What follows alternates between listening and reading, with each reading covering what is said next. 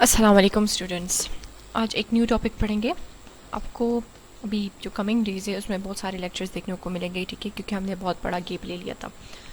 तो ये टॉपिक बहुत ज़्यादा इजी है और इसमें बिल्कुल भी कंफ्यूज होने की ज़रूरत नहीं है, ठीक है। सबसे पहले ये जो पिक्चर में आप इस इंसान को देखें, इसके बारे में थोड़ा सा बता देती हूँ। रिजॉर मेंडल, ठीक है, ये वाहिद वो इंसान है जिसने जेनेटिक्स की बेस प्रोवाइड की थी, ठीक है। यानी जीन्स, जितनी भी चीज़ें आजकल हम इस मॉडर्न टेक्नोलॉजी का यूज़ करके उसको पढ़ रहे होते हैं, उसकी बेस किसने प्रोवाइड की थी? रिजॉर मेंडल ने की थी, ठीक है। Date of birth and date of death सब कुछ गिवन है।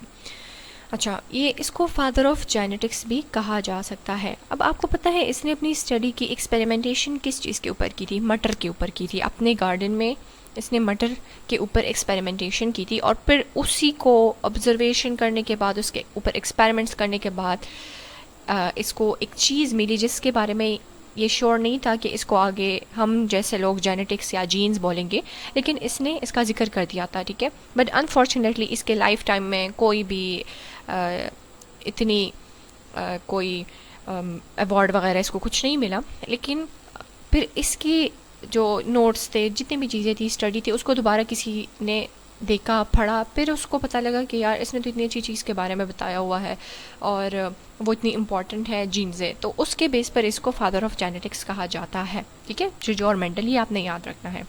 अब आते हैं जेनेटिक्स के ऊपर एंड हेरिडिटी के ऊपर कि ये दोनों चीज़ें क्या होती हैं, ठीक है।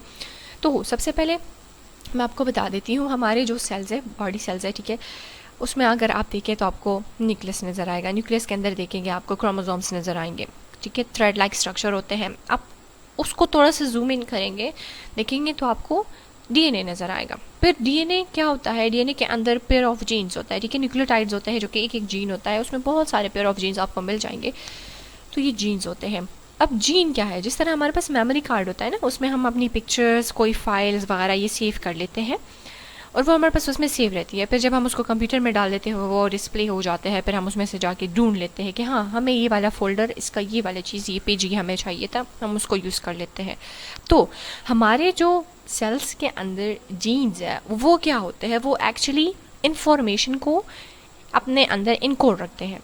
जब ये जीन्स क्या करते हैं? ये डिसाइड करते हैं कि हमारे बॉडी में अगर आइज़ बन रही है उसका कलर क्या होगा, हेयर किस कलर के होंगे, स्किन कलर क्या होगा, ये सारी चीज़ें, सारे करेक्टरिस्टिक्स ये इसको डिसाइड करता है। एक्चुअली ये इन्फॉर्मेशन होती है जो कि हमारे पेरेंट्स से आ जाती है। और कौन इसको लेके आता है? इसको लेके आता है जीन्स, ठीक है। जीन्स के अंदर इनकोडेड होते हैं, फिर वही जीन्स एक्सप्रेस होते हैं और वो डिसाइड करते हैं कि हमारी बॉडी के जो जितने भी पार्ट्स है, चीज़ें हैं, वो किस तरह बननी है। समझ आई? तो जेनेटिक्स में जीन्स के बारे में पढ़ेंगे। आपको हेरिडिटी का वर्ड भी बार बार सुनने को आएगा, ठीक है। आप यहाँ पर देखें, आप जेनेटिक्स को सिंपली ये भी बोल सकते हैं कि it is the study of genes, ठीक है। It is the study of heredity material, सही है। ये जेनेटिक्स की आपके पास डेफिनेशन हो गई।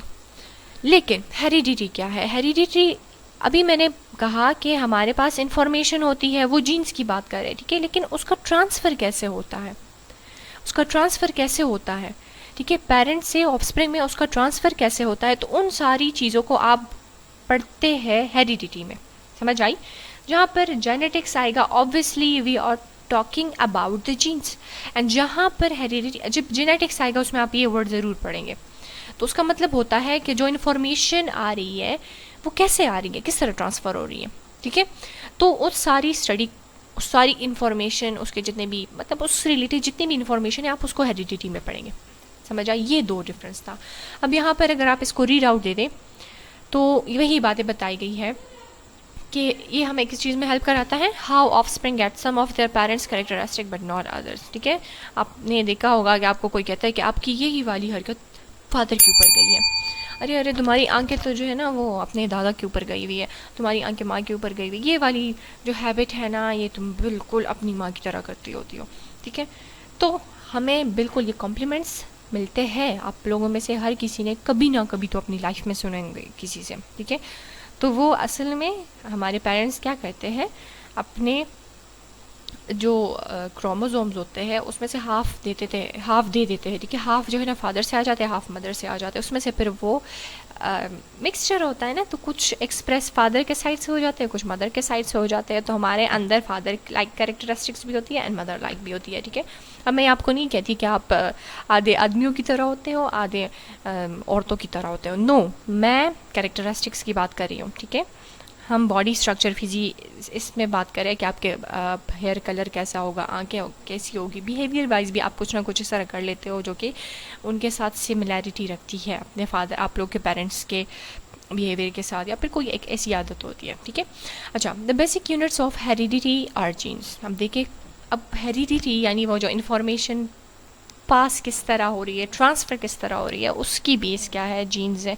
अभी मैंने बता दिया, genes carry information that determines characteristics such as colour of your hair, how tall you are, and if you are left handed और राइट हैंडेड। ये सारी की सारी चीज़ें इसको कौन देखता है, इसको जीन्स ही देखते हैं, समझ आई। Genes are a part of larger structures called chromosomes, ठीक है। क्रोमोसोम्स को आप अगर जूम करते हो ना, जिस तरह हम पिक्चर को जूम करते हैं, हमें वो चीज़ बहुत क्लियरिटी के साथ नज़र आ जाती है।